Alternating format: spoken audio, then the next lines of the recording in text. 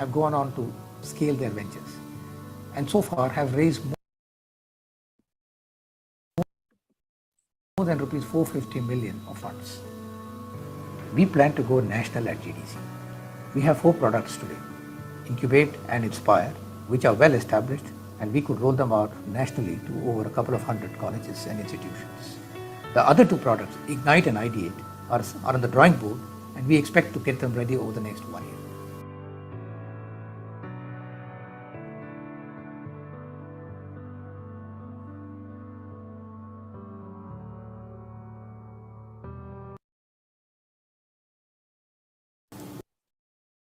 So, welcome. That was a promo video on GDC. So I think now the list is stabilizing. So welcome to all of you. Some of you are old hands at GDC, so welcome back. Many of you are known faces. Great to see you all. Many of you are new and we are probably meeting for the first time, so welcome to all of you. So what we are doing today is really explaining 3 things. GDC is an experiment that was started 5 years back. We are almost to the day in 2017. And this experiment has run its course for the first 5 years. And from all accounts, it is kind of working in the way we see it with the effects that we wanted it to have. And we are now planning to scale it further, as you saw in that video. And what we will be covering, between KV Anand, my colleague, and I, in the next half hour, is telling you something about what we are doing to the startup ecosystem in India, which has probably not been tried before, right? So therefore, we are addressing something that's been substantially unaddressed, which is a big gap in the deep tech startup ecosystem. So we are not playing across the scale, we are playing only at the deep tech end, which are hard to do disruptive science-based startups.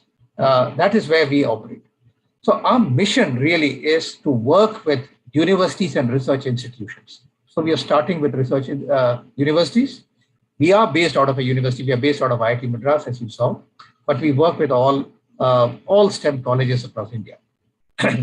So our job, our mission number 1 really is not, as many people would think, to make startups successful individually, but through the startups that we engage with, through the researchers and faculty we engage with. The larger goal is to transform the capabilities, mindset, very important, mindset, and the innovation culture at academic institutions, STEM institutions, insofar as how they should how they could commercialize research and create impact. That is what it is. Today, most of research in institutions is for publishing, is for further knowledge, is for teaching, and for research sake. Good intent, good outcomes, but I think we need to go further, right? And therefore, how can all that research that comes out be used to good, shall we say, transformations in society? That's what we are trying to do here. Incubators and other measures don't do that as much. And that's the big gap that we would like to sensitize all our academic universities to, the startup ecosystem to, and the policymakers. And that's where we actually elicit the support of mentors. The second thing that we are talking about here is, how do you improve the odds of success? Startups is a high failure game, right? You'll see that. And therefore, there is some science and management thinking and theory that we are bringing to the table that's actually not very old. And we'll talk about that a little bit today, right? And that's very different from what most people have been trying for the better part of last 30 or 40 years to work with startups. So how is it that particularly the deep tech startup, how can they be better approached or dealt with, particularly at the early stage? And therefore, how do you improve the odds of success, when we are talking at that early nascent stage? And the third larger goal for us is, how do you build entrepreneurial thinking? You make entrepreneurs, but you also make people more entrepreneurial. So this is a theme that runs recurrently in all our rhetoric and all our acts. So that's our mission, right? Now, this is a very busy looking slide, and I will just explain to you, to those who may not be very familiar with how STEM colleges work. So this is how startups work. Deep tech startups work start in the lab when they are at what is called TRL 1 or 2, which is basically a working on science, which is technology readiness level. Technology readiness level moves from TRL 1 to TRL 9. TRL 9 are products which are there in the marketplace, like anything that's commercially being sold. So TRL 1 and 2 is science in the lab, right? So we are not working with science because we are not funding science and research. But the process is they become a prototype, they become some kind of a working model. People get excited about it. And then usually what happens in most colleges and incubators and startups is when you have very eminent scientists or faculty or professors and they discover something that works, they think, well, they have solved the problem. They are now ready to go to an incubator, right? And that's what they do. They take the product, the students along with them go to an incubator and said, we would like to get done. And given that we have 600 incubators in the country and not so many good startups, they get lapped up more often than not.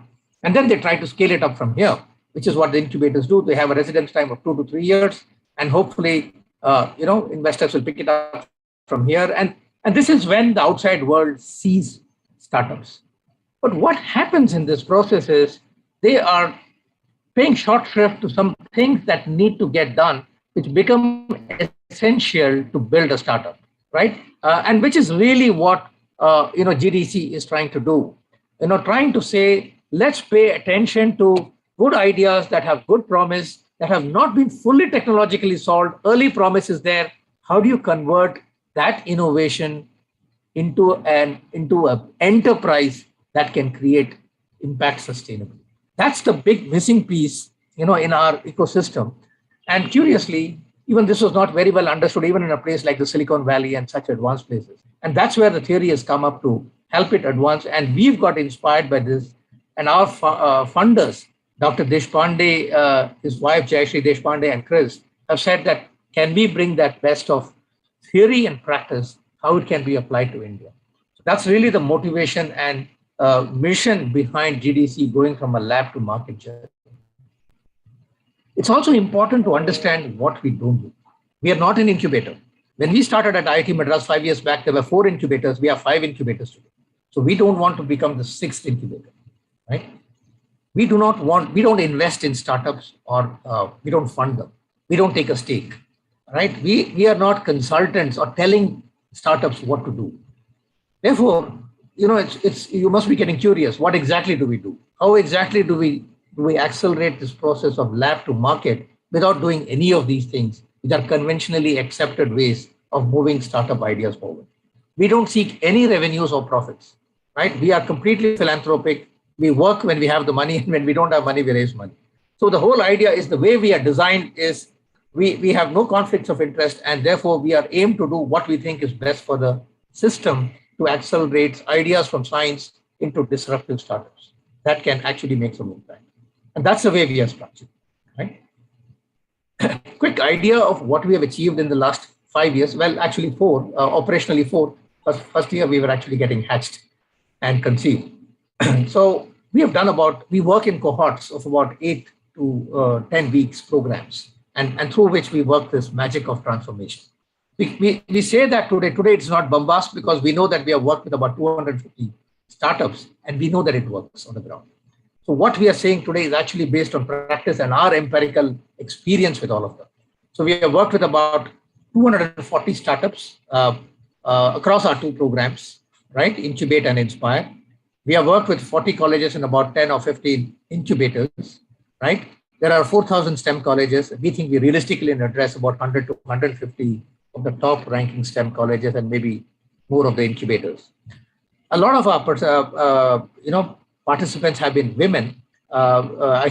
We put here 20%. The last time we had done a count was about 25%. So we are kind of enthused that more and more women are coming into entrepreneurship, particularly on science-based entrepreneurship.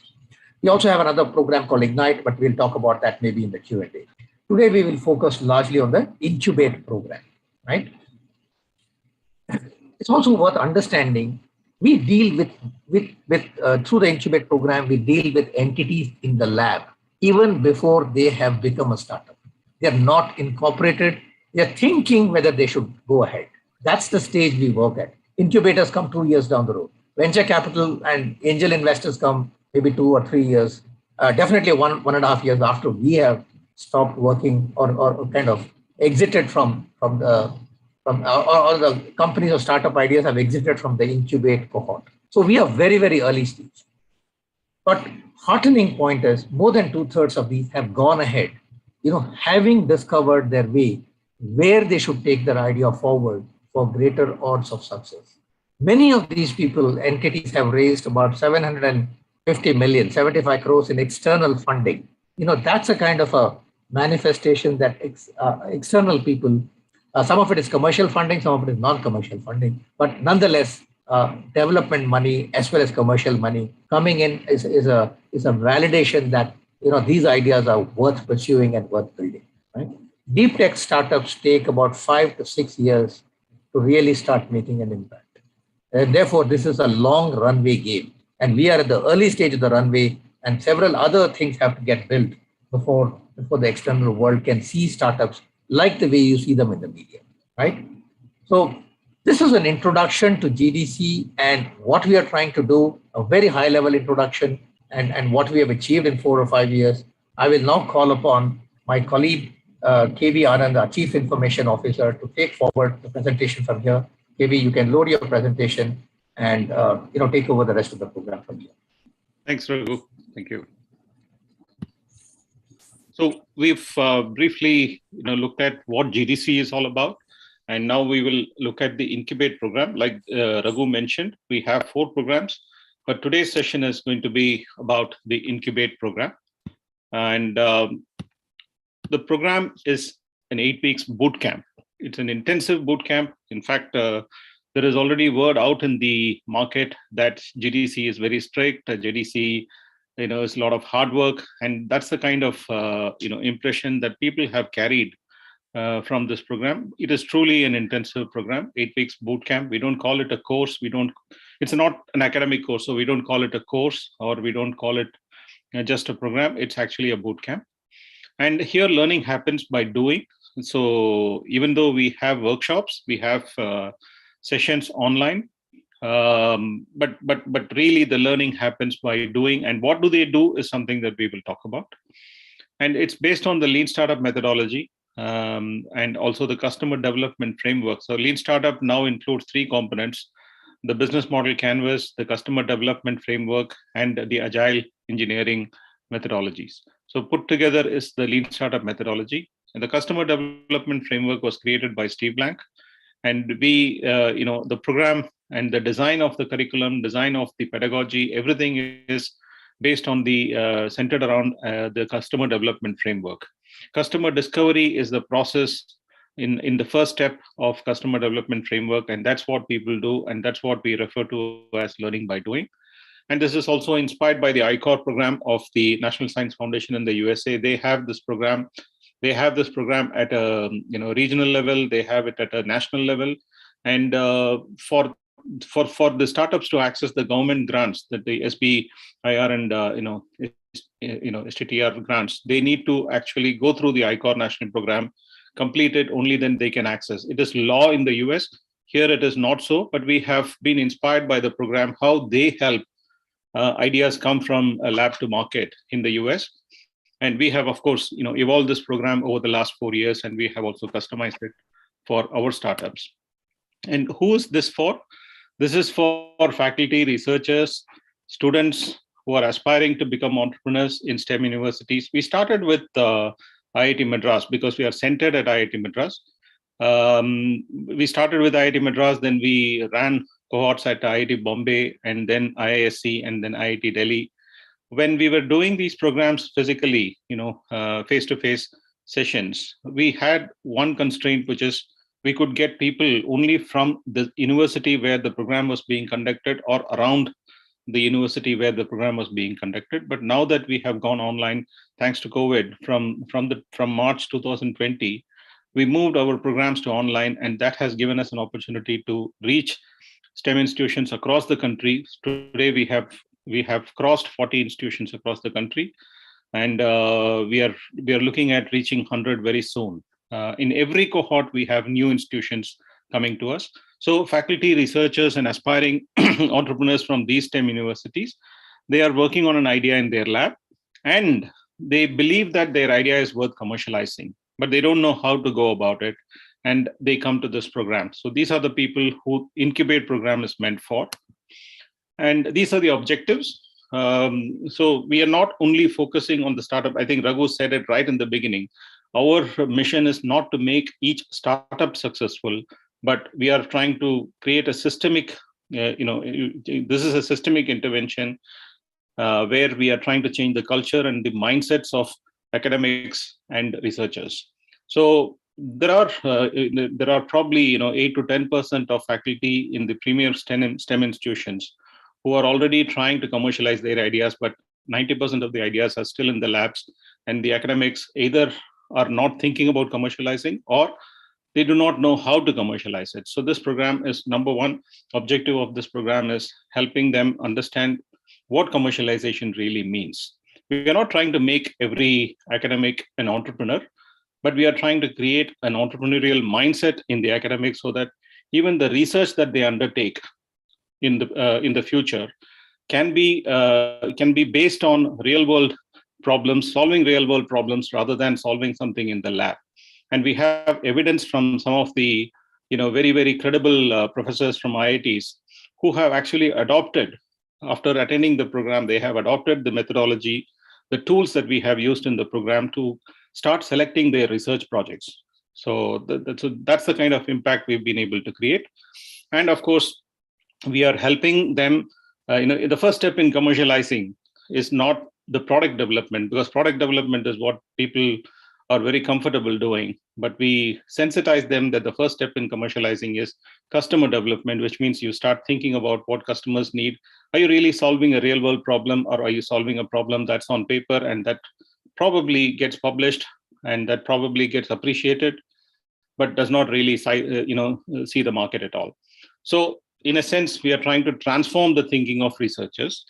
And that's really the purpose of the Incubate program. And typically, this is how startups, the conventional view of startups is, the founders who are thinking of building a startup, or people who are even, observing startups. The general perception is that startups are smaller versions of large companies. We start small and we grow big. And therefore, the perception is that startups need a vision, they need a grand vision, they need to, have a big, hairy, audacious goal. They should have a sense of purpose. They should have a strong leadership team. They should have a well-defined organization structure. And more important is a business plan. Without that, the startup will be lost. So these are all the ways in which people think about startups. But in reality, startups are fundamentally different from large companies. And because the journey from a startup to an established large company is not a straight line, and it is really messy actually, and it is also iterative. And so therefore, a lot of startups do not actually make it to the market, or even if they go to market, they do not sustain, they do not survive, and they actually die a death very soon. And that's why we still see that the success rate of startups is probably less than 10%, maybe around 5 to 10%, but it's not more than 10%. And this is because fundamentally startups and large companies are different. How they are different is, in the case of large companies, the goal of a large organization is to execute processes. All of us have worked in large organizations. Personally, I can also relate to this, because even if we are starting a new product line or new line of business, we are still part of a large organization. We have processes, we have a lighthouse, and we know where we are going. So we are executing processes, and we have policies, governing policies, and execution policies supporting us. There is a playbook. But in the case of startups do not know a single customer. Startups start with a lot of assumptions. They believe that they are making whatever they are making, their invention. They believe that there are some people who need it. And unfortunately, most startups believe that everybody needs it, but they do not know even a single customer. So startups are searching for the customers, searching for the business model, and they have not understood the needs of the customers before they actually made the product. In most cases, at least. There could be some exceptions. And therefore, there is this, startups who are in a search mode and large companies that are in an execution mode. Therefore, they are fundamentally different. And therefore, they are not smaller versions of large companies. And because of this, we call this a temporary organization, searching for a scalable and repeatable business model, and not a business plan. They are not building a business plan. They are searching for the right business model that is scalable and repeatable. Scalable and repeatable is critical here because early success is probably, there in probably 20-30% of the startups cases. They have some early successes, but the ones who actually survive and grow are very few. So that's because they have not really found the scalable and repeatable business model. The program is the objectives we have seen, and the way the program is structured to address this, we call this a boot camp. It's an 8 weeks boot camp. Before we begin the program, we we have a welcome reception kind of a session with the participants, and we orient them towards the program, and we give them approximately 10 to 15 days to get ready for the cohort, get ready for the the boot camp.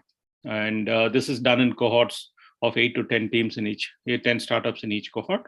So during the preparatory stage, they do some secondary research, they spend time with mentors, they begin to understand what this program is all about, they begin to get clarity about what they can expect. All this happens, and then the workshops begin. We have weekend workshops, 2 consecutive weekends we have workshops, full day workshops, which is from 9 o'clock to 5 o'clock. And then in between, the first weekend's workshops and second weekend's workshop, we have 1 week where the teams actually go and have 10 customer conversations. And then in the 7 weeks that you see, they have another 90 customer conversations. We have weekly webinars, which happen on Fridays, Friday afternoons. We have a midpoint review to check if the teams are on track, if their progress is okay or not. And finally, we have closing workshops where the teams make their final presentation. And these final presentations are not sales pitches or their pitch presentations. These final presentations are simply them sharing their learning. So the learning journey is what they share, the insights they've got during the journey, and also how now they have clarity about what they are going to do after the program or after the boot camp. So definitely not a pitch, not a sales pitch. It is not an investor pitch. It is simply sharing the learnings, and then with clarity, they speak about where are they going from here. And then there is a finale. The finale is an event where we invite chief guests. We invite guests from various communities, the investor community, government, academicians, so in incubators. So we invite different sections of people from different parts of the ecosystem, startup ecosystem as well. And the learning by doing happens through these 100 customer conversations. Therefore, we call this, it's not an academic program. It is an experiential learning and learning by doing program. So program is structured like this. What we do not do in Incubate, what Raghu spoke about is what GDC is not. Now I am talking about what we do not do in the Incubate program. We do not discuss the team's innovation or the product or the technology. The people who come to the program, these are, credible people, faculty with a lot of experience, researchers, and even if there are students, they are working with faculty. They know their technology best, and we do not judge their technology. We do not judge their idea. We do not evaluate their idea before we take them into the program.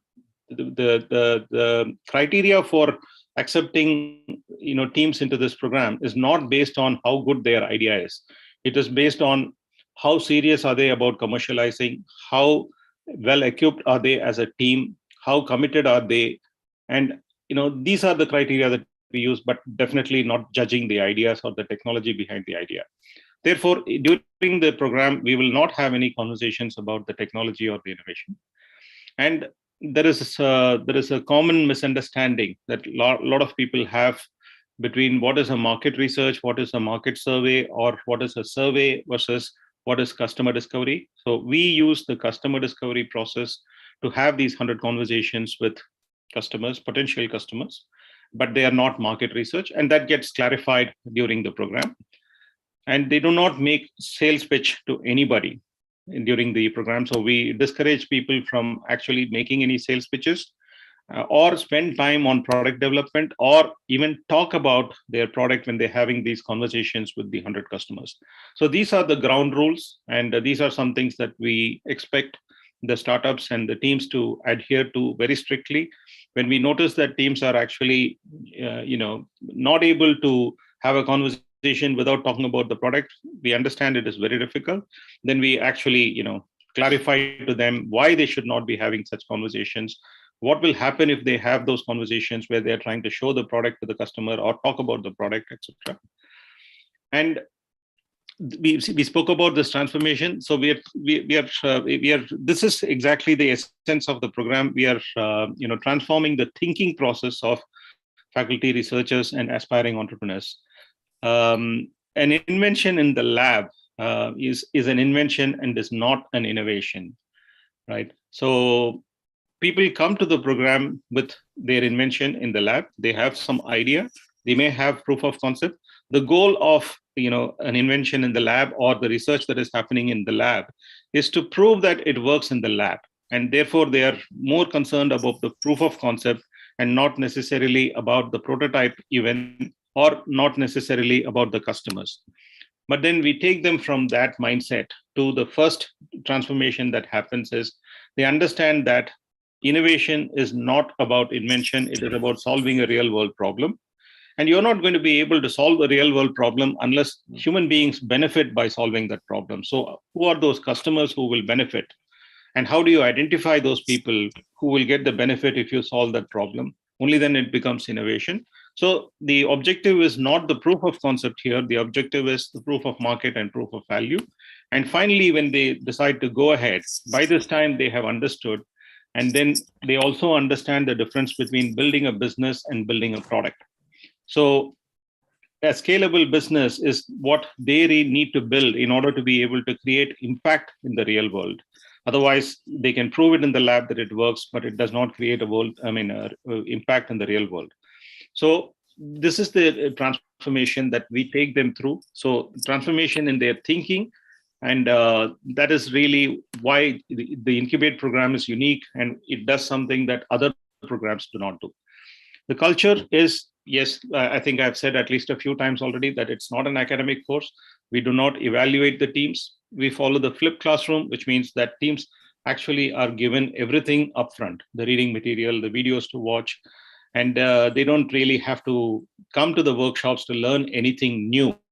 We expect them to have actually familiarized themselves and then come and have conversations which are more useful for their own ideas, to go through this transformation rather than simply learn for the sake of learning or knowledge for the sake of knowledge.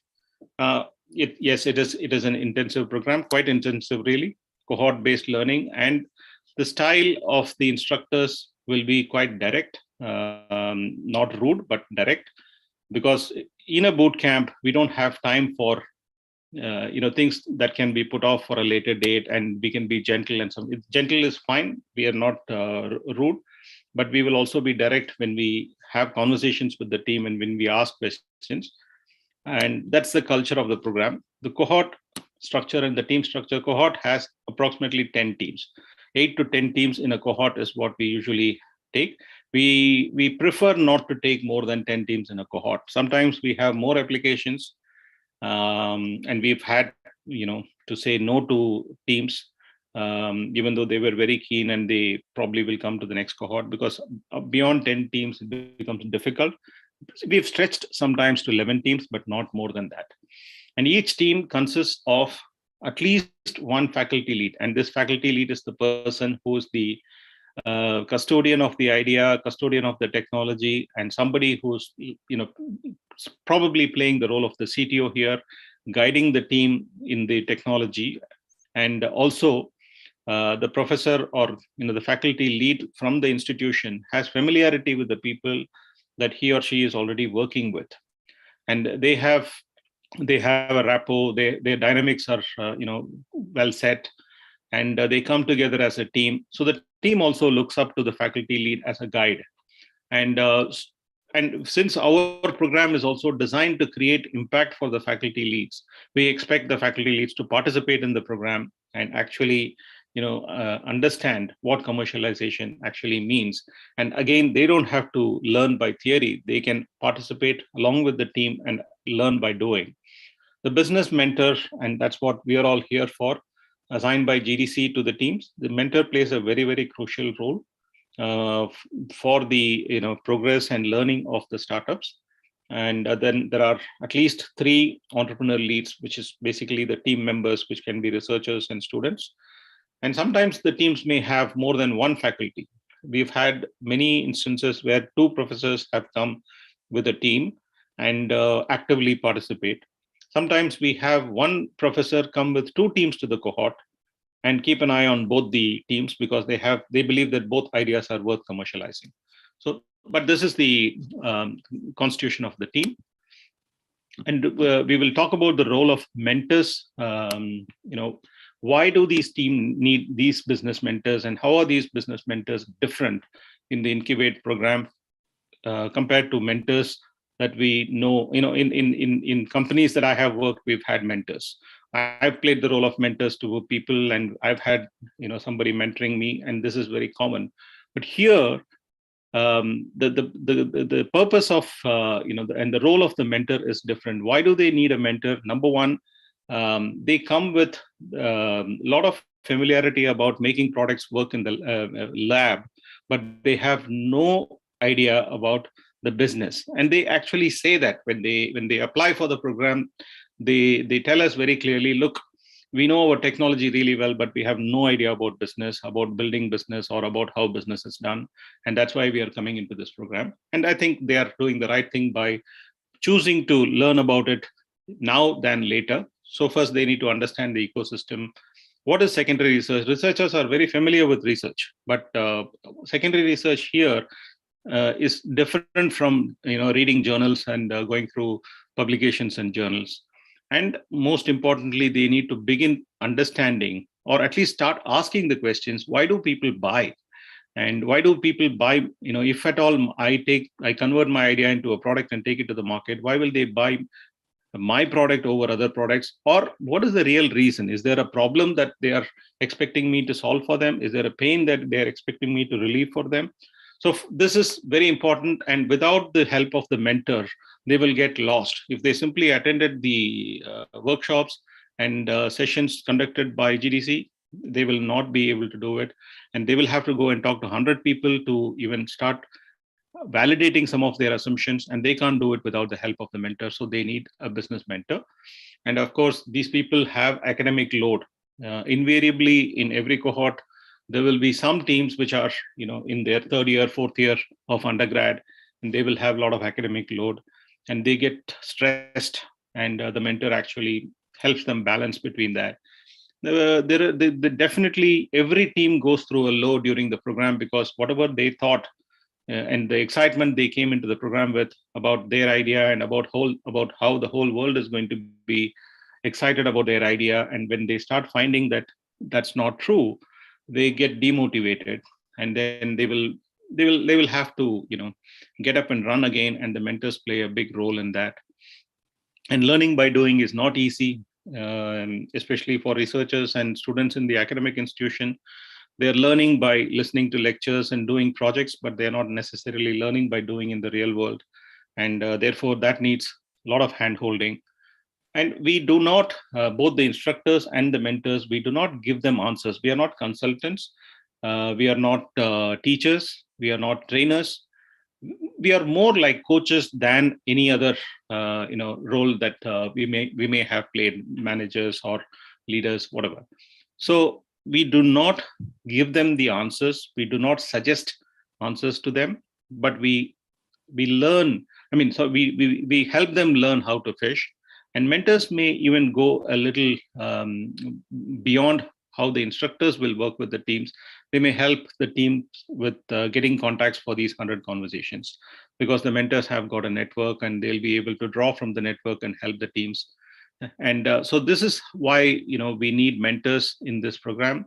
The role that the mentors play in the Incubate program is very different from the role mentors play in general, outside this program. We've got mentors who are with us today, who are already mentoring teams, the GDC team, Incubate teams, and we are now inviting a couple of them to speak, and share their experience very quickly. May I invite Kumar, Kumar? Thank you, Anand.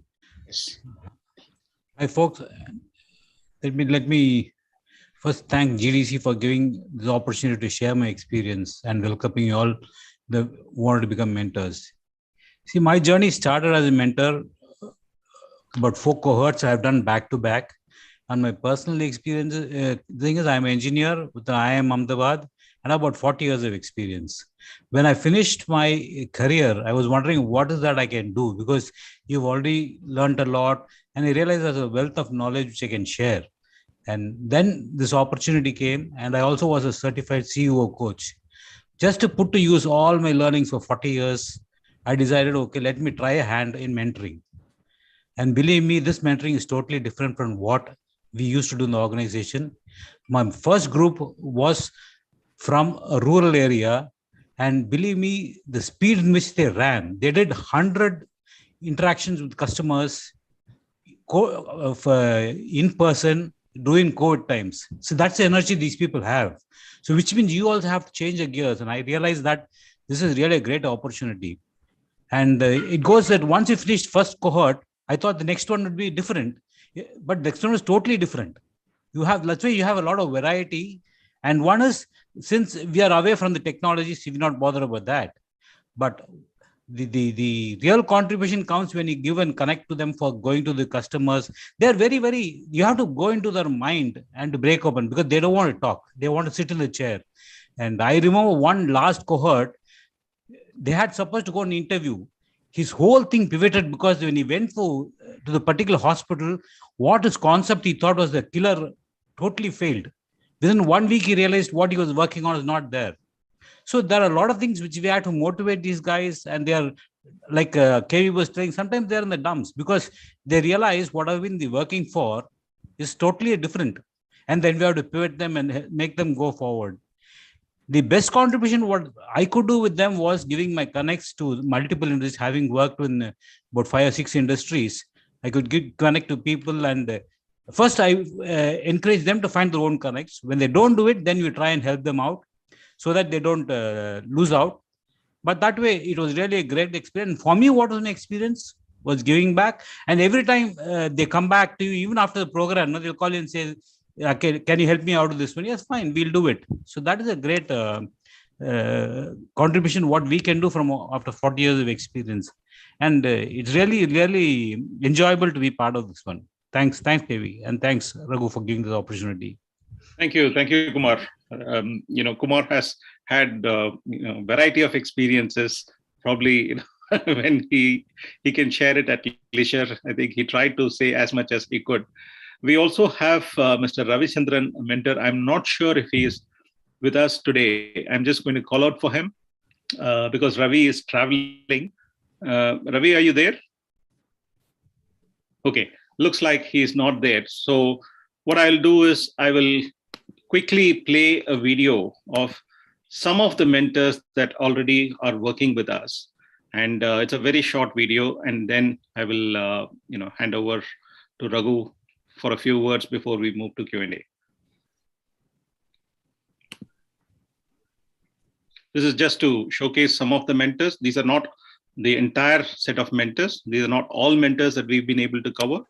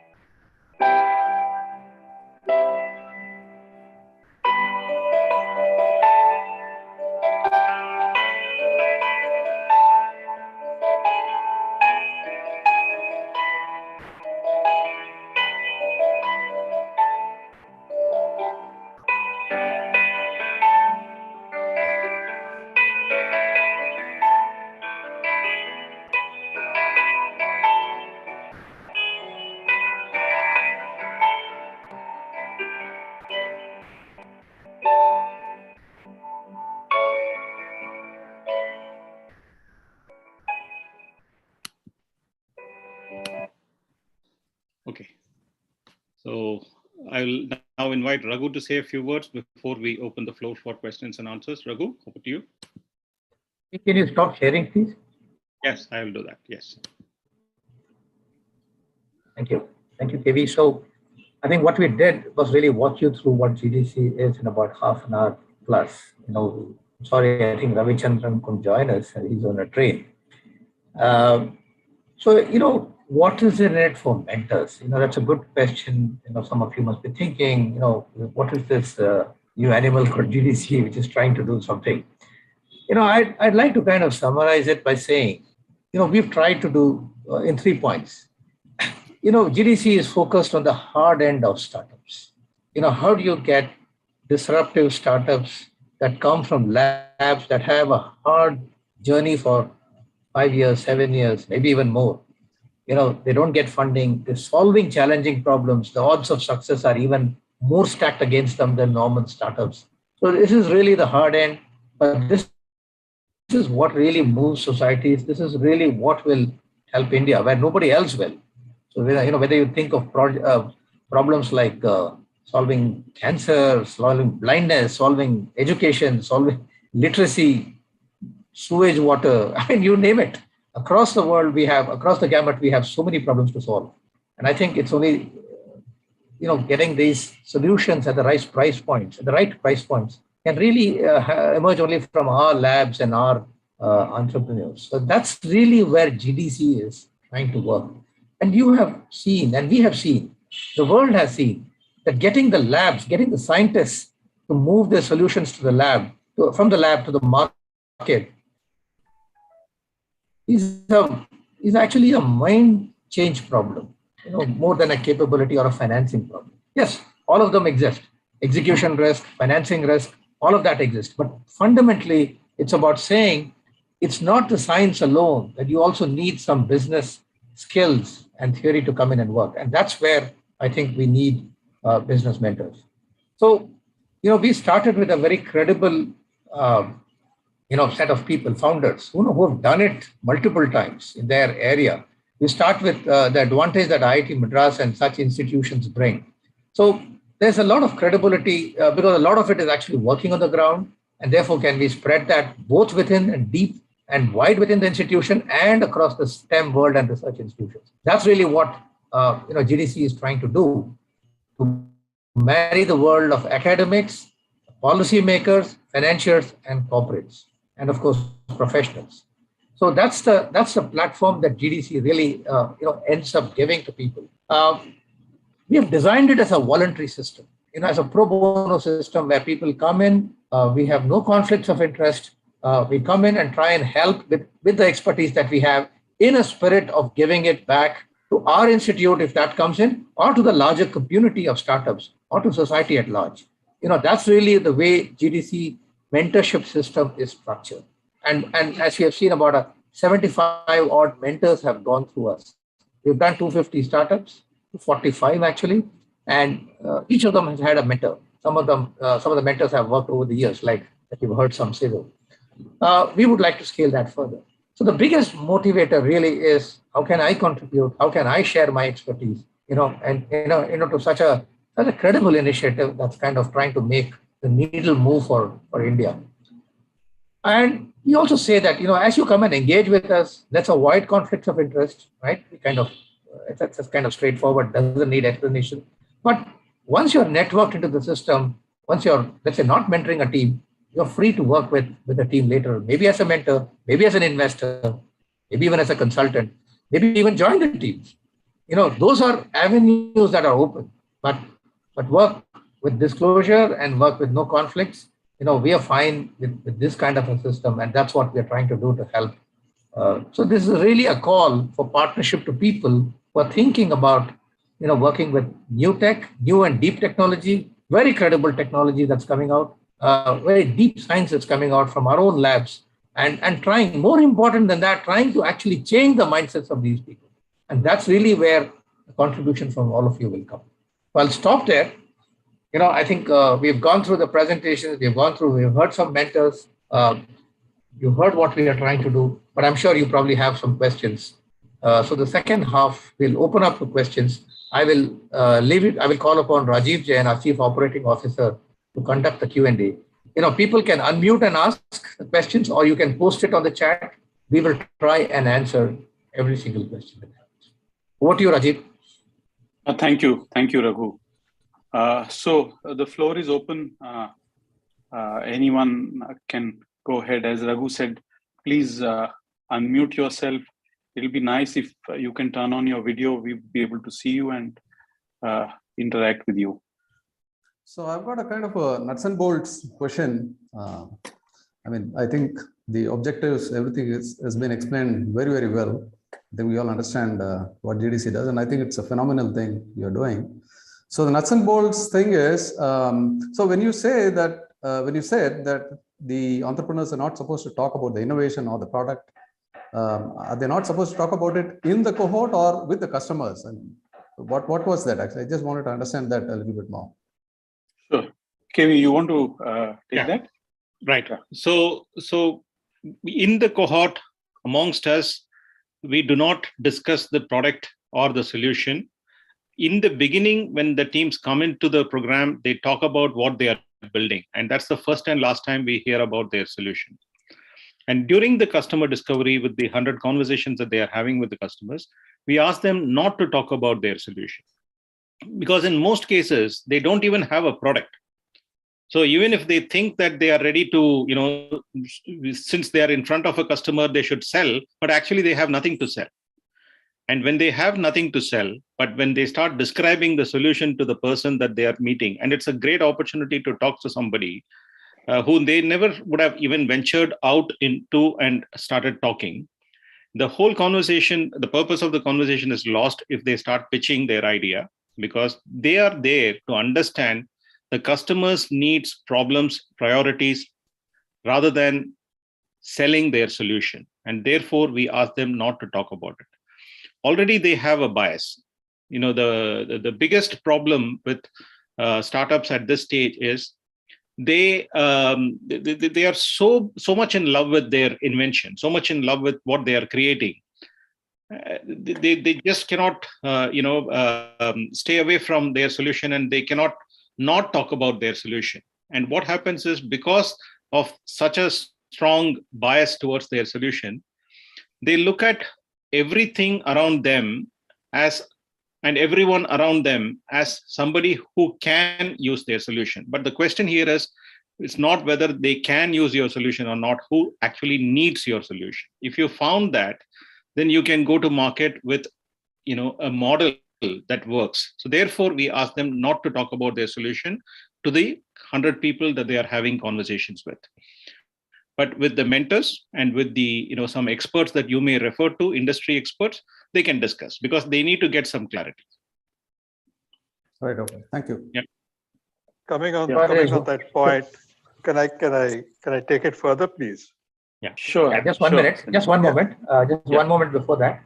So, Shiva, there's one more point besides what KV said. At this stage, they've been working. Typically, a faculty or a scientist or a researcher would have been working for 3 to 5 years. That's all they do. They breathe and live their invention. And imagine a PhD guy, student who's been working for 4 years or something. That's his life or her life. Therefore, we have to get them out of their comfort zone. They'll press the button and they will keep talking about the products, the science. To move them away to someone else, it's a Herculean task. Therefore, sometimes you have to be cruel and tell them, please lock up your product. From a practical sense, just lock it away and keep it away. And then they don't know what to talk. And then they start opening up to the rest of the world. So it's also a practical ploy to move them away from their comfort zone. So as we say, get out of the office, get out of your lab. There's no solution there. Go to the marketplace. And so this is really a kind of a shock treatment to move them on. Okay, so just a small lead to that. If you can, so what do they exactly go and talk to a customer? Is it they're trying to find a customer to whatever they think is a product, or what kind of discussion do they have? Okay, they have assumptions. Can I go just a little before that also? Yeah. You're talking of incubating. Now, incubation has to be there where there is a seed, something to germ, right? So there has to be some idea to be discussed before it can be incubated. So they have to come across on board with something, some product or whatever to talk about. You Right. can't draw them out of their shell or of their comfort zone unless you can talk about what they are saying, looking at. Right. Otherwise, it's So- going to be just firing in the air and talking about nothing in the air and just I don't know what you're going to talk about. Okay, so let me clarify. We do not accept any team in the program if they do not have a proof of concept. Yeah, They must have a proof of concept. in order- I think somebody mentioned just now, even if they come with no ideas, we can still discuss it in the cohort. It was mentioned by you or somebody just now. I think that Okay. is that was not intended. This That was not the case. intent. Yeah. We Yeah. have to have a proof of concept. Concept. Yeah, yes. so I know that. So that's why I was a little surprised that you can't come and talk about nothing. So while they have a proof of concept, and that is a qualifier for them to come into the program, but during the customer discovery, at this stage of the startup where they are doing customer discovery, where they have not really Can you define customer discovery a little better? customer discovery. Yeah, it is nothing but validating the assumptions that the startup founders have about who is the customer, what is the problem they are solving for them, why would they buy from me, how will they reach my product to them, how will I make money out of them, what kind of organization do I need to build in order to be able to deliver to my customers, what is my cost structure. So I have a lot of assumptions, right? Customer discovery is about validating these assumptions with evidence. Okay. So the 100 conversations that they are going to be having, they need evidence that yes, there is a problem, or I thought everybody had the problem, but the problem is really with these set of people, and I'm discovering that by having these conversations. And therefore, we do not talk about, because if we went and spoke about the solution and asked people, do you think you will like the solution? What you're getting is an opinion. You're not getting any evidence that your assumption is valid. And that's why we ask them not to talk about the product. Okay. Anand, this is GMK Raju here. Yes. Okay. One of the points that is we have been always talking about a problem and a solution, but I would think that you need to go one step back to understand what are the unmet needs in the market. So is that also evaluated for the thing? Because coming straight with a solution may actually give you a much larger hill to climb. Right. So normally, if you find because I have a little FMCG background, so normally you look for an unmet need and you do some research there first, and then from there see how your product would fit into that, and then go forward to understanding the customers, because you need to understand the customer even before you work your problem out. Absolutely. That's exactly what the gap is, especially when we work with people who are coming from the research labs in STEM institutions. They did not start the project by asking the question, what is the need? They started developing a solution because they know that they can build a solution. And that's really why the faculty who come to the program are finding it so useful, because nobody asked the question before they initiated the proof of concept or the research, right? So yes, you're absolutely right. The need, the problem, the pain, they need to discover that. Okay, we have some questions on the chat box. So I just want to invite Geeta Srikanth. Geeta, you have posted more than one question on the chat. So do you want to come on and just, thank you so much, Geeta. Yeah, so this is Srikanth. Actually, I'm using my wife's laptop. I see. I'm sorry. Right. So my name is Srikanth Srinivasan, right? And I very recently retired from L&T at about 42 years of corporate career experience in the HR domain, right? So I'm a little curious to know in what way I can contribute as a mentor. But more than that, to be effective as a mentor, is it possible to understudy a mentor, to understand what are the takeaways, what are the expectations, how the interfaces get managed, how are the needs of the mentees met by the mentor and through his interventions? So is it possible, therefore, to understudy before formally committing to, because this is a very, let's say, a significant commitment one has to make if one comes on board, you can't then, test the waters and then drop off. So is it possible, therefore, to understudy before we sign up? That is one. Okay. The second is, okay, this is all online discussions, but I stay pretty close in Chennai to IIT itself. I stay in Besant Nagar. Is it possible to kind of drop by, meet up with you guys to understand a little more than just this webinar today in terms of how does the mentor become effective? What is your assessment of the role of the mentor, and what are the kind of gaps that you have seen in the last few years? And how does this whole thing become better productive, optimized, and mutually beneficial? Raghu, you want to take that? So really, Srikanth, two questions. Very nice to know if you're interested in all that. So let me answer the first one. I think with 40 years of experience, your learning curve will be really fast. No questions on that. Despite all the humility and that you're showing that you want to learn, understudy, all of that, you're happy to chat. It's difficult to come and audit or be a fly on the wall during a cohort. That is very difficult to do, and we don't allow that. You have to be part of a cohort to be in a cohort. So therefore, I think a few chats, a few discussions, even a couple of them would be good enough, and you will be able to take a call of whether you will be effective or not. Can somebody mute, please? Thank you.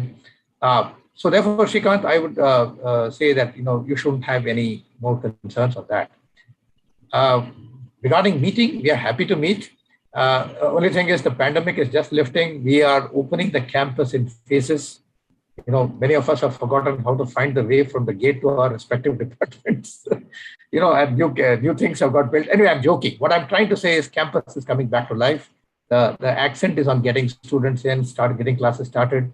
Offices are still getting reshuffled. So we will probably take a couple of months to physically relocate back to campus. Right now, we are working substantially online. Okay. So, but we can meet. That's not a problem. We can meet for coffee on campus, outside campus, not a problem. Okay, great. So welcome for these discussions. Right. Yeah, Rajiv. Yes, Jagan, do you want to ask your question, please? Sure. Yeah. So my question was mostly about what do you think is sort of the rough time commitment needed, and does it require being in Chennai or being based in Bangalore? What does that mean? What does that imply? Okay, KV, you want to answer that and also share where you are based at the moment? Sure, right. Okay. So the location does not matter at all. Right now, I'm in Canada, and I'm actually running the sessions from here, staying all night up. The location does not matter. Everything is happening online. We've had mentors from countries like Singapore, some from the US. So that is not a constraint at all. In terms of time commitment, the workshops that we will be running, there are 4 full-day workshops in the beginning, and then there is a midpoint review. So these 5 days are 9 to 5. And so that is where we require the presence of the mentors. And then every week on Fridays, we have approximately 2.5 hours of webinars on Friday afternoons, and where we would like the mentors to be present. All the teams, everybody from the cohort will be present. So every Friday, about 2.5 hours in the afternoon. Besides that, the time that you spend is actually with the team. That's an arrangement that the startup and the mentors get into, and they decide. Sometimes the mentors prefer predictability. So they say, okay, twice a week we will talk, and this is the time that we will talk. And if I'm in a different time zone, this is the time that works for me. And then they decide among themselves. And as part of the weekly and whatever the interactions that happen during the cohort, they also attend office hours with the instructors. So weekly, at least once, instructors, mentors, and the teams come together for approximately 45 minutes to an hour to discuss the progress. And if there are any questions or any clarifications required, all that gets sorted out. And so these are the time when we actually need the mentor to be present, and whatever time commitment that you want to give the team and you want to agree with the team is between the team and the mentor. If I may add to what KV is just shared, it's approximately 8 to 9 man-days spread over the 8 weeks. Out of that, 5 man-days are over the weekend. And, I'm using please pardon me using the term man-days, but, really that is the number of hours, that a mentor would need to sort of plan for that person days.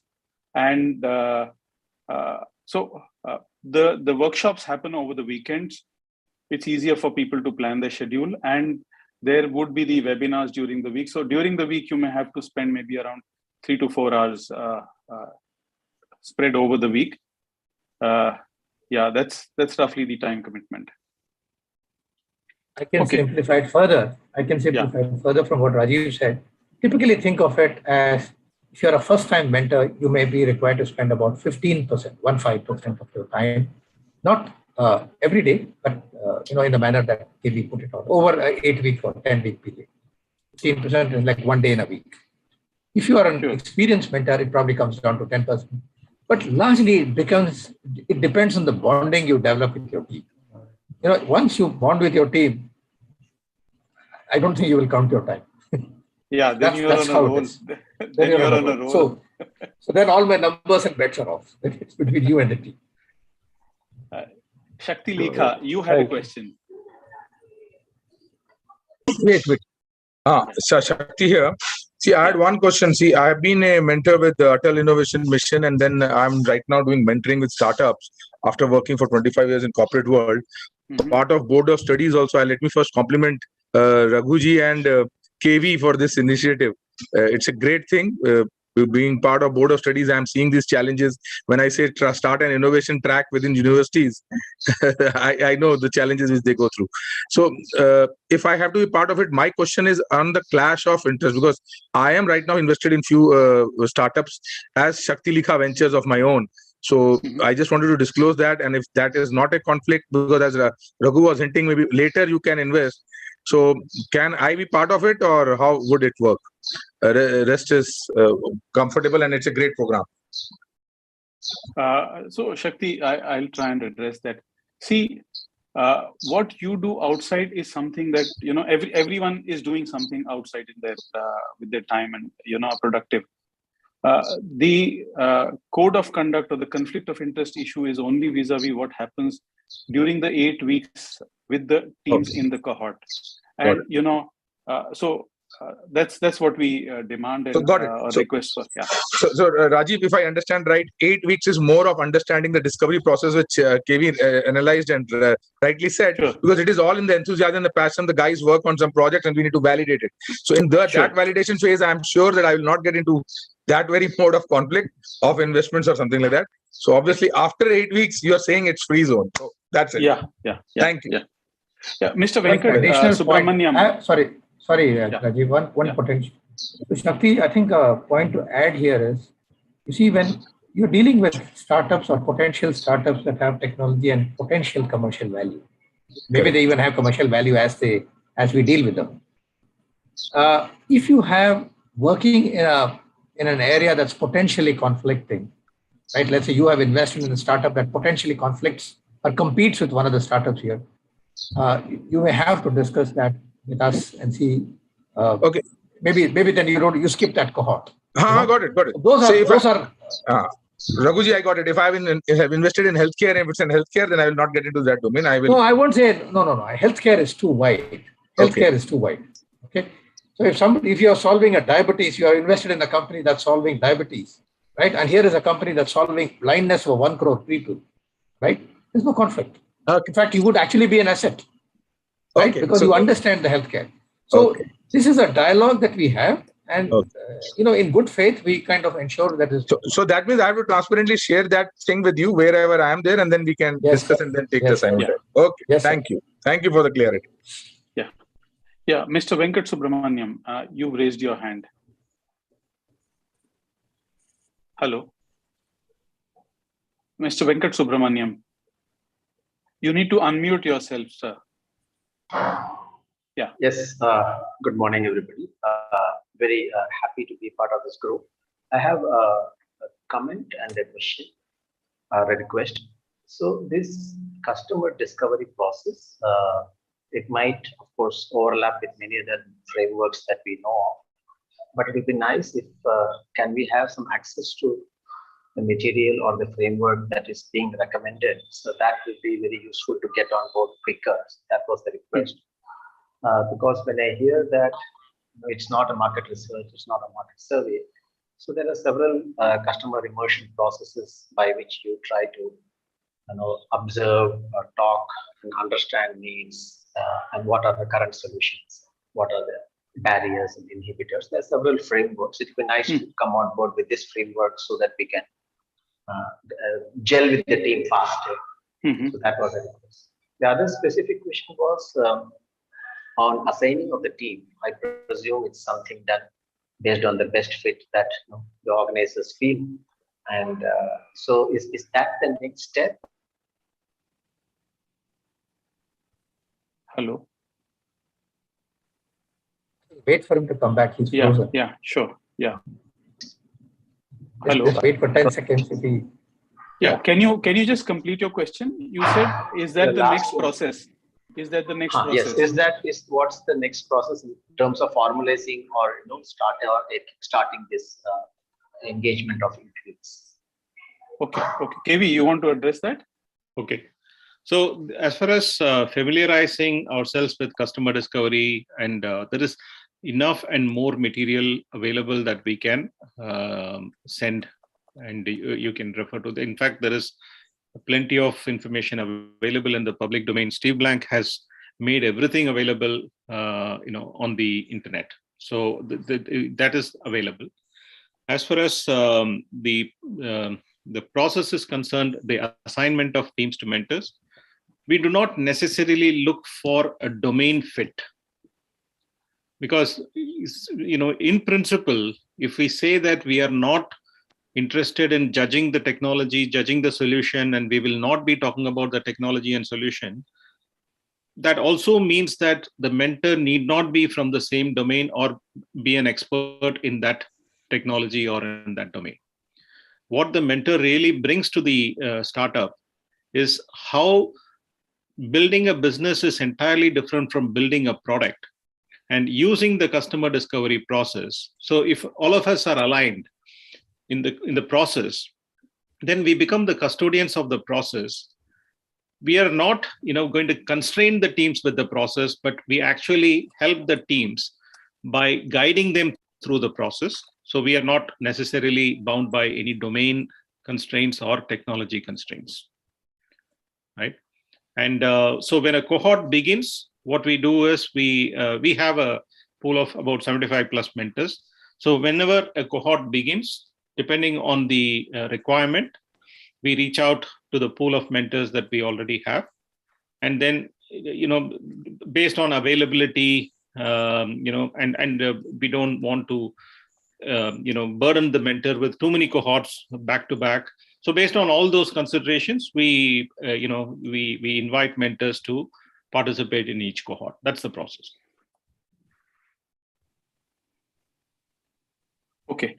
Dr. Ravindra, you want to go next? We'll go next. Yeah. I'm unmuted. Yes, yes, sir. Essentially, the questions that come to my mind is, yes, it's a very good idea and support the view.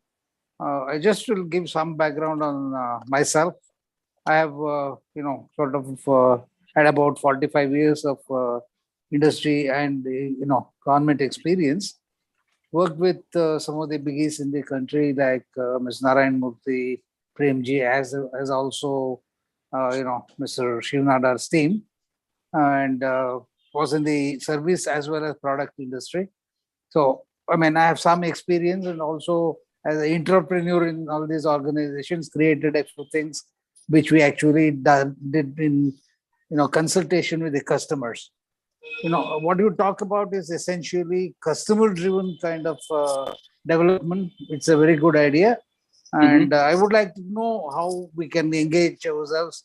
So if you can kindly share the presentation and where I can get a little further information on the way of working with the teams, it will be very useful. I will do that offline, and if I have any further questions, I'll come back to you.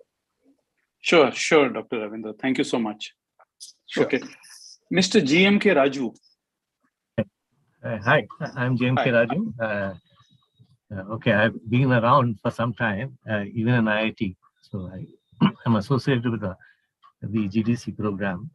But having said that, okay, I had two questions. One, of course, you have been talking about certain programs that the mentor would have to go through necessarily before he starts off, so that he adopts a uniform approach to how we deal with the teams. So now, only problem is some of us have very uncertain schedules. So that's why I raised this question that some of these modules, would they be available if suppose I'm not able to attend during the course of the program? So it can be taken up flexibly as and when I get the time. So that's one part. And the second thing is that I don't say exactly mentor, but I do advise some startups based out of Hyderabad. But what I find is that sometimes they need time, and sometimes they need information which may be beyond your bandwidth. So how do you deal with that? How does GDC deal with that? Okay. So I understand you have two questions. One, you think that there is some learning required to become a mentor, and you want to do it offline, correct? Yeah, let me just repeat. I think what was clarified some time back to one of the questions, that you would expect the mentors to go through certain modules, 4 or 5 prescribed modules, which would be during time where it may clash with certain other commitments that may already have. So how does one address that is the question. Okay, I didn't ask this question, but I just want to add how, see, this mentoring exercise may come up at a point in time. How much before that do we need to go through these modules? Okay. Raghu, you want to clarify that? I think there is you need to clarify the process. Two things here, GMK. Normally, we do check with mentors, whether they're available and they're not. So sometimes it does happen that mentors cannot attend a session or two. There is some material that you have to get familiar with. I think a previous person also asked that question. I think we share a lot of material is available online. It's freely available. The entire startup, lean startup, more material than you can read on is available. We actually put that out as an open library. Even books are available on this and on the customer development. So all of that can be read at your leisure, preferably before you come to the program, because then you will have the basics. Now, if you miss any particular session during the program, we have some recordings. Some of these recordings are shared. Some of these are not shared. These are not shared because idea is, it becomes then, we can skip and come back later. And that doesn't work in the cohort. So as a matter of rule, we don't do that, but that's a separate debate. And when some mentors want to catch up, we can do it in an office hour, and there are other mechanisms that we have. So it's not really been a problem, and we work around this. Okay, thank you. And you asked one more question on, whether GDC doesn't know what to do. See, I'm not taking a GDC, not mine. And the mentor sometimes may not have the bandwidth to address all the issues that may. Bandwidth means time or capability? What do you mean? Areas of knowledge or skills or awareness. So it can happen. That's what we say. Yeah, of course it can happen. None of us, even GDC, we don't claim to know everything. Definitely, and many of these people come with domains which are they're very deep experts in that, and we have no expertise in that. So our objective as mentors and instructors and GDC itself is not to give a solution to every question they ask, but to hold up a mirror and say, how could you solve that problem? So it's more a coaching approach. And if we point them to others who may have, or for them to discover it. We are not providing answers. None of the mentors are not providing answers, neither are instructors. So if you don't know, that's not a handicap. But if you know how to solve it, rather than have the solution, that's just fine. Okay, thank you. Okay. Meena Goyal. Meena, you want to share your question?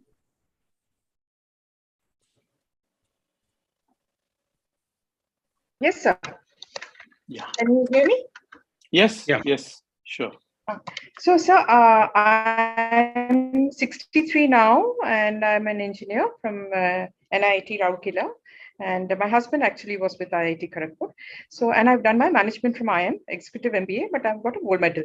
And I really believe that I'm very good with business development of different kind of products. I have worked with Steel Authority, then with Bharat Forge Group, Hinduja Foundry, UCAL, mostly as head of marketing. And now I work in a company where I have flexi hours.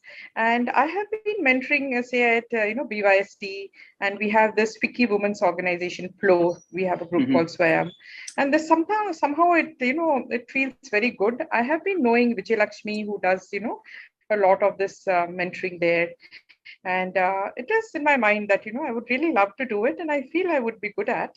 I was just trying to find out the hours. So now that you said that 5 days is basically the weekends I'm totally free, and during weekdays taking out a few hours, or in the evenings extra time, all those things can be done. So I would really like to be a volunteer.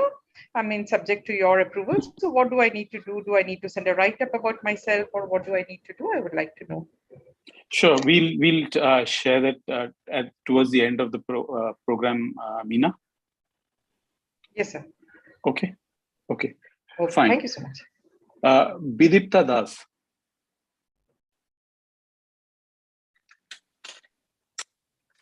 Bidipta Das.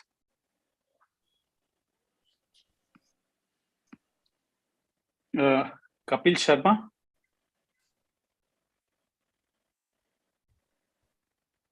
Yes, sir. So this is Kapil Sharma. I'm a BTech from IIT Madras and also silver medalist from IIM Calcutta. And I'm currently working as a director advertising in Amazon. So I had two questions. The first question was, how are we basically going to allocate these initiatives or mentoring basically? Would we have a say? Second was, how are we going to evaluate the success of the mentorship program? Okay. Raghu, you want to address that? Yeah. So the allocation is not arbitrary, but I think you can say it's close to that. What do I mean? When we know mentors who have been before with us, we know a lot about them. They become part of GDC, and they also are taken up. But we actually ask mentors to sign up after we have called applications, met them, and we know how many are we admitting to a cohort. When we have the cohort more or less sewed up in terms of participants, their ideas, and then we have a panel of mentors. We have already started approaching them, and so let's say we have 8 teams or 9 teams. We sign up with 8 or 9 mentors. We make a broad allocation. That allocation is done with us because it's very difficult for 9 people, 10 people to select 10 teams when you don't know anything about the 10 teams. And you really can't do a Swayamvaram here. It's very hard to do that. It's just impractical. So we do a match, based on our judgment. It has never not worked out. Let's put it that way. Sometimes mentors do get disappointed. This is not what I thought. I'm from Tamil nahi aati, and those guys only speak Tamil and Kannada. That kind of mismatch happens, but chal jata hai. So it's not a very big problem, and I think most people benefit from this kind of, let's say, short dating approach. People get to meet very well, and when you don't know people and you meet them for the first time, I think a lot of free objective advice goes. What we want to avoid, and which is something which is probably worth calling out for mentors, is a lot of people think I worked in the pharma industry, I'd like to have a pharma guy. We would like to discourage that at least the first time. Then what happens is you start transferring everything that you know because you think that's the best thing to do. And believe us, that's not the best thing to do. You are probably doing damage to the team. So we would like, mentors first time, probably not working in their area of comfort or expertise in that professional expertise.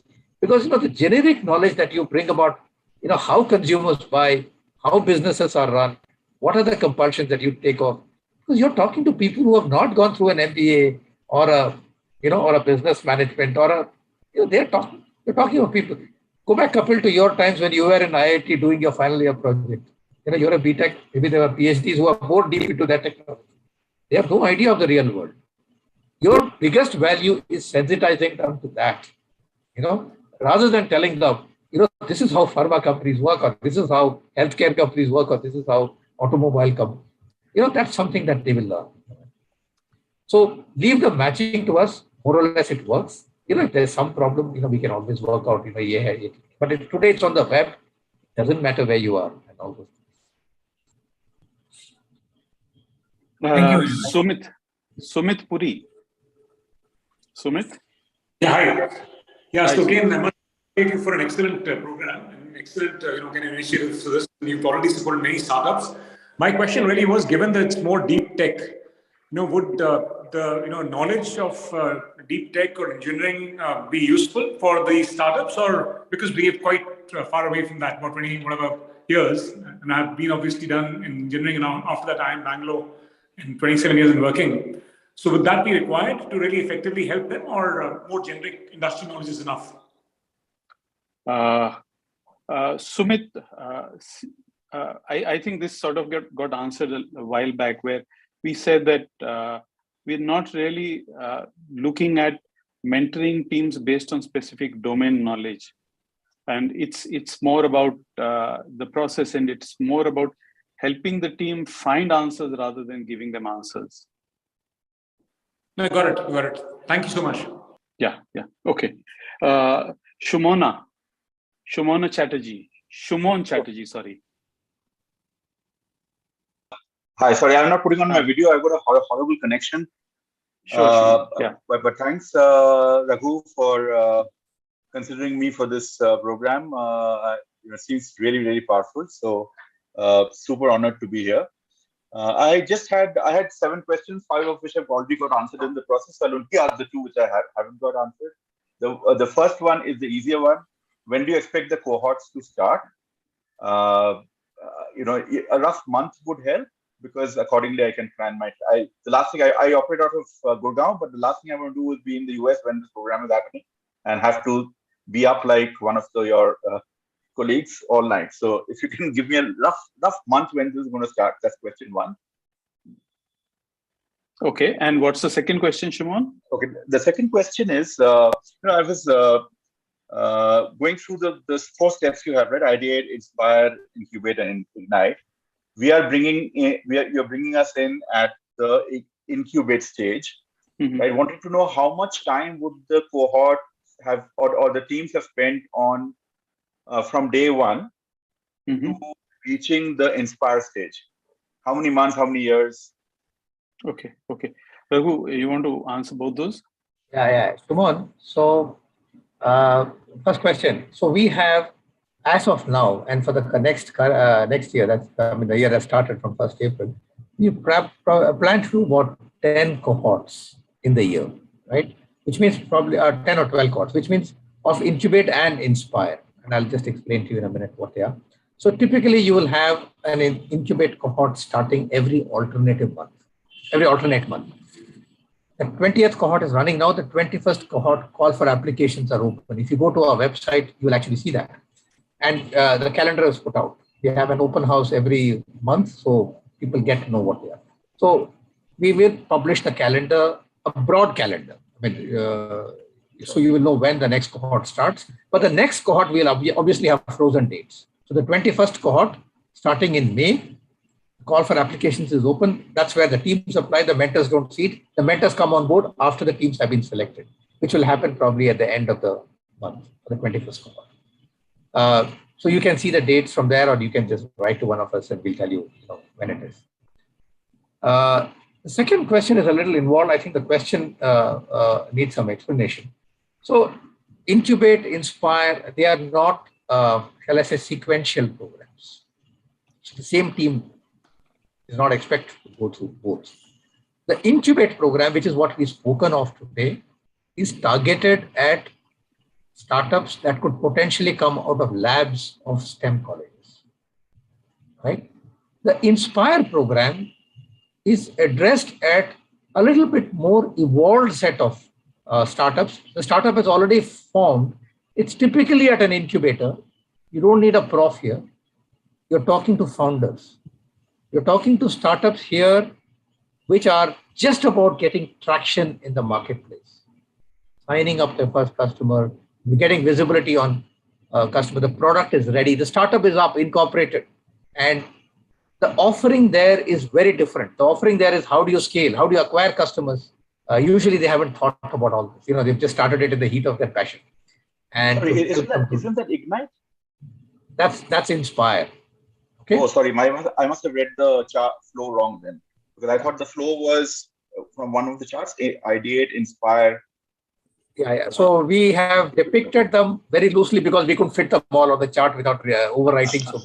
So don't read too much meaning into that.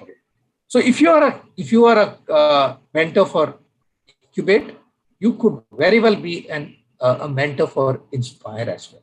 These are the two offerings of ours which are at scale working with startups or with ideas in the lab.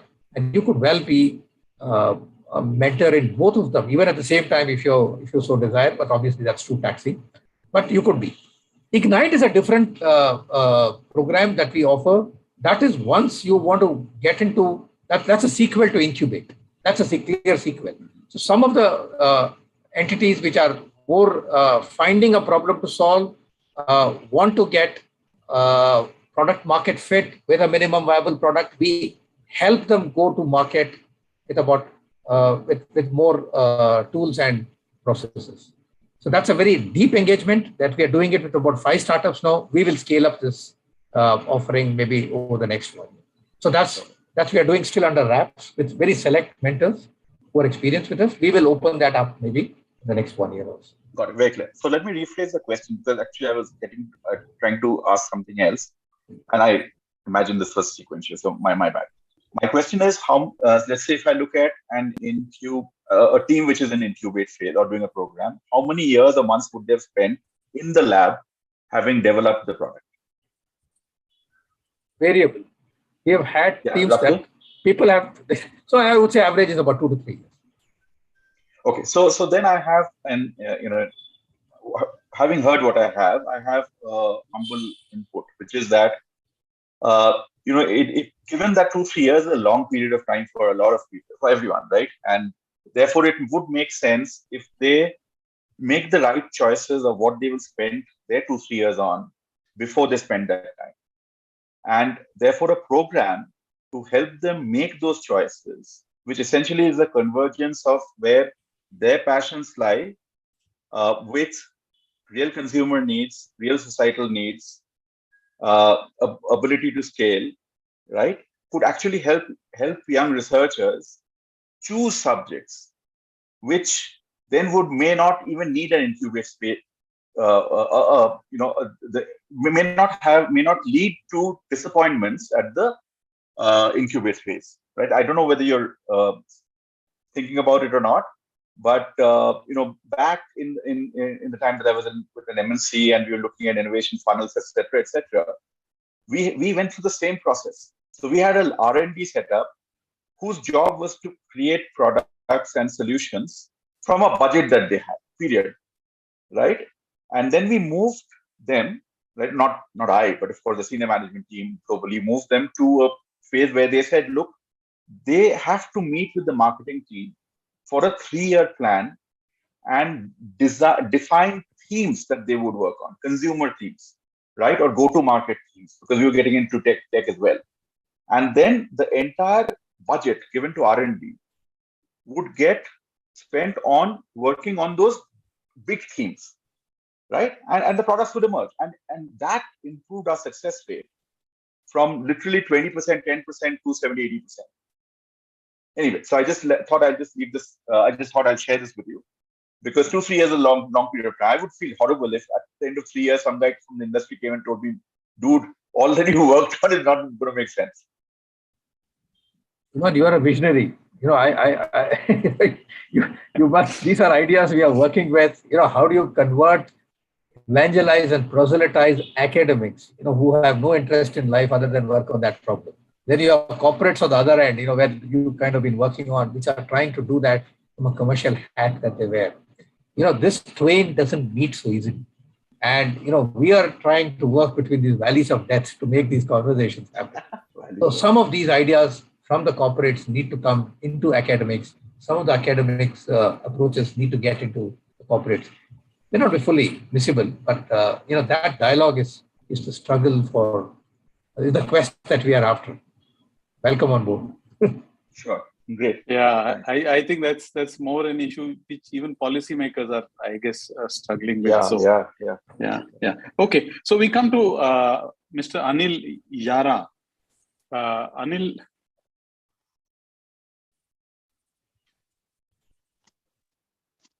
Hi, can you hear me? Hi. Yes, Anil. Yeah. I think this is a wonderful initiative, and I am honored to be here. And I had a question regarding the workshop, but I think a lot of that got answered through the process. But nevertheless, I'll kind of ask you to enlighten, throw some light on the structure of the workshop. Is it a set pattern that we follow, which you're going to kind of acclimatize us with, or is that something that will be worked out differently for each kind of a cohort or a group? Was my question, because it's like a full day workshop, right? I mean, 2 days over the weekend. So I just wanted to know a bit more about the workshop structure. Okay, KV, you want to re-clarify that? Yeah. Yeah. So the design of the workshops and the curriculum is fixed. It keeps evolving over a period of time, but we don't keep changing what we do in the workshops for every cohort.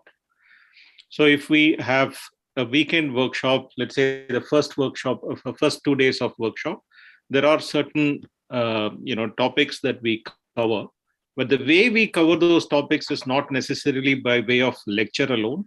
There may be some bit of lecture because we are introducing some concepts, but broadly these are discussions, these are activities that we do along with the startups, and they participate, but it does not change from cohort to cohort. We cannot really keep changing it because we have a well-designed program and curriculum. And so if you have attended, for example, the first 2 days of workshops in a cohort, and if you come to the next cohort and attend the first 2 days of the next cohort's first 2 days of workshops, they will not be very different. But what will be different is the discussions that happen. The schedule will not be different, but the discussions can be entirely different between two cohorts because the startups come from different backgrounds. They are at different stages of their thinking, and therefore the conversations will also be very different. And what role does the mentor specifically play in that as part of the the workshop? I mean, there's a structure to that as well, I'm assuming.